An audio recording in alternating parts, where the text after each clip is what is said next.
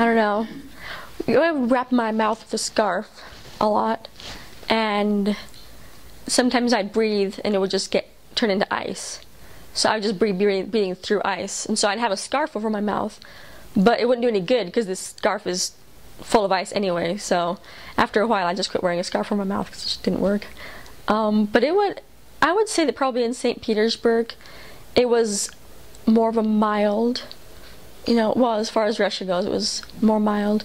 Once you get out to Siberia, it's just, I don't know, too cold.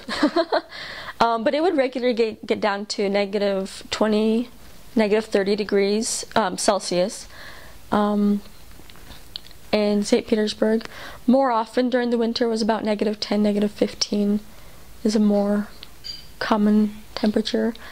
Again, the actual city of St. Petersburg tended to be a little bit warmer than the smaller towns out in the country, and part of that is because of all the industrialism that's going on in St. Petersburg, where there's the whole metro system underneath the ground, and so it would snow, but for the most part the snow would just melt after a few hours or a couple of days, depending on the temperature.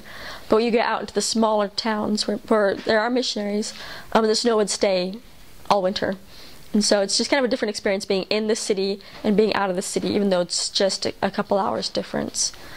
I also served in a small area called Kaliningrad, which is kind of this little area that's in the middle of, it's in Europe. It's not attached to Russia.